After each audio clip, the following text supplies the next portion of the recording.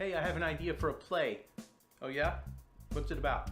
I have this character, and the character is a cross between the comedian Jerry Cloward and the smartest man who ever lived.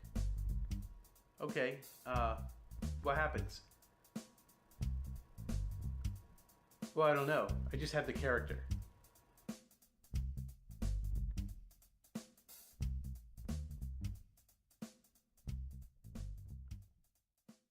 Hi, my name is Brad McIntyre. Welcome to Histrionic Kablooie. This is a little series where I talk about the theater. And today I want to talk about narrative. I geek out on narrative all the time. And I recently read a book, and I say recently, I mean months ago, but it stuck with me. Last year I read this book called Bring the Funny by DePaul. And the book is a screenwriting book from the point of view of a comic writer. So somebody who writes funny screenplays, who sets out to write funny screenplays. And in the book, DePaul kind of mentions the different kind of approaches to coming up with a funny screenplay, and he kind of throws them out in passing, and he doesn't go into great amounts of detail about it, but it's worth mentioning because it kind of sticks out, these two approaches. At least it did in my mind. He calls it the inside-out approach and the outside-in approach. The inside-out approach is where you start with the character and you crawl into the character's head first. You kind of flesh out this character and all the attributes and attitudes and external properties of a character, and then you try to figure out what happens to the character. So in the example I used at the beginning of this video, I have this idea floating in the back of my head, and I'm recording it on this video, so if you steal the idea, I know I have a record of it here in this video. But I have this idea of a person with a very, very high IQ. Based on I believe his name is Scott Langham. There's a fellow in New England who has a huge IQ. It's one of the higher IQs recorded in history. And the guy is a blue-collar worker. He has a problem with authority, and he always fought with his professors, and he never got a degree. He's not certified in any kind of academic field. And he's working on a theory of everything, like a unified field theory that encompasses everything. This is a huge idea. Like, it's gigantic. It's the kind of thing somebody with a huge IQ should be working on. Except this Langham guy, in real life, it's kind of tragic. He can't get anything published. He has a huge chip on his shoulder. He's quick to anger, and he's quick to find fault with others, and he is enormously smart, but he can't get anything published because he doesn't have any academic credentials. So nobody in the actual scholarly community will listen to him because who's this guy? It doesn't matter how smart he is. He doesn't have any credentials. He doesn't have any academic street cred. So if he ever comes up with a solution and works out his theory of everything, the world probably will not see it because he's not taken seriously. He doesn't have any academic standing. I thought about this kind of situation where the externals of somebody kind of dictate our perceptions. And I thought, well, what if I take this kind of concept of this guy Langham, who has a very high IQ, who's incredibly smart. And it should be noted, in real life, Langham works as like a motorcycle mechanic or a bouncer or something. He's this big kind of burly guy. It does not look like a professor. Anyway, what if you took these externals and instead of being a blue-collar worker, the person in mind was somebody with a very thick Southern accent, almost a comical Southern accent. I grew up in the South, and there's a bunch of different dialects here in the South. But I imagine somebody that sounds like either Gomer Pyle. Mainly, the thing I wanted to say is there's still a bright side to this. You can make up for everything. Or somebody that I grew up listening to with my grandparents, his comedy routines, the Southern comedian Jerry Clower. Last 34 years I have lived in Yazoo City, Mississippi. Me and Mama just moved back to the old home place, Route 4 Liberty, Mississippi. I've been telling you about it. Well, I live back down there now. And Jerry Clower is hilarious. But Jerry Clower's a comedian. His accent intensifies his comedy. But I thought, what if this person sounded like Jerry Clower or Gomer Pyle, but actually was one of the smartest people to ever live? Would we take that person seriously?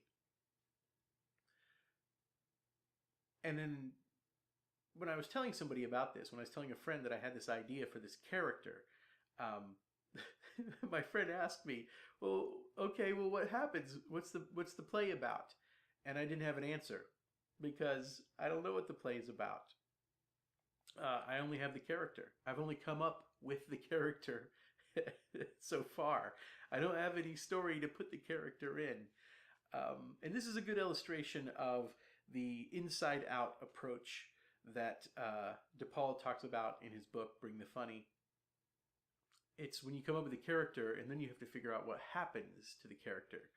Now sometimes a play or a movie or a story, any kind of narrative-based thing, sometimes the character stands out and usually can win the day if it's done right. So when you think about Ace Ventura, Pet Detective, you remember Jim Carrey playing, this outrageous character. Alrighty then. And very few people remember the plot of that movie. I remember reading Confederacy of Dunces, and the protagonist sticks out to me more than the whole story. How does he help? At present, I am writing a lengthy indictment against our century. I also dust a bit.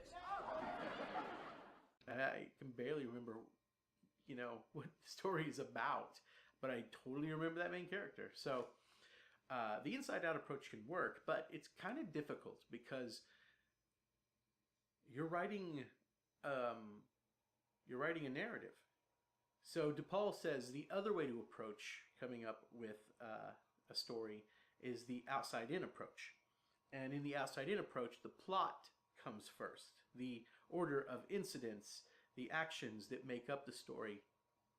And from what happens in the story, you can figure out what the character needs to be. Like, what has the most impact for these events to happen to, or for somebody to react to these things that happen. This will dictate the character. This is sort of a show and don't tell approach. In real life, our actions dictate more about us than what we say, the words that we use. When you're coming up with a narrative, a script, DePaul points out the plot of what actually happens is what people really look for. And I think he's right. I think people look for what happens next. And they try to keep up with the story. And if the story just stays a little bit ahead of them, all the better.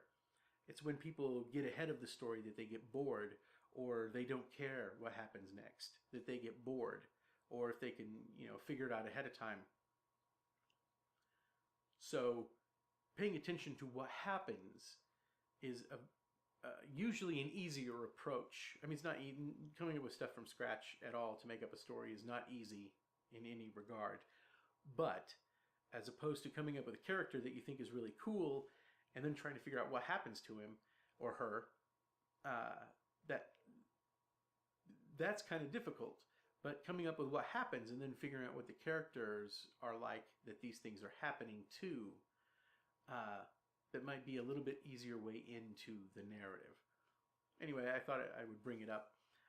This stuff kind of fascinates me. I love talking about character, and I love talking about plot and structure and all that kind of stuff. Sometimes when I'm teaching, and I teach theater and cinema at the college level from time to time, and I talk about Aristotle's 6 elements of theater that he lays out in his book, The Poetics, and he puts plot right at the top of the list. Is it plot, character, thought, language, music, and spectacle? He kind of puts them in those order, in that order. And in my mind, I always think character should come first. I disagree with Aristotle, but he's Aristotle, and I'm me, so who really cares? But if he were alive today, we went to the bar, we would have too many beers, and we would get into a drunken argument, and I would say, I think character should come first, because it doesn't matter what happens if it's not happening to anybody. And Aristotle would say it doesn't matter who's on stage if nothing is happening. And the point is they're linked. You can't have character without plot, and you can't have plot without character. I mean, you can, but both of those choices are super boring, and neither one really is what narratives are made out of.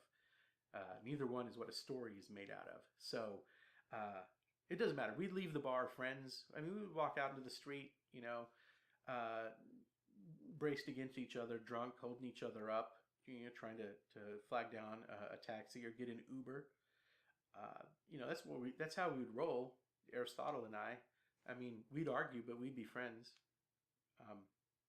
So anyway, check the book out if you can. I'll put a link down below if you want to go check out the book.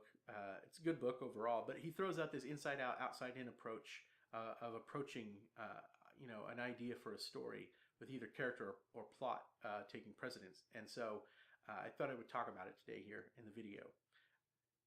I really appreciate you watching. I'm trying to resurrect this series of the Histrionic Kablooie, where I talk about the theater.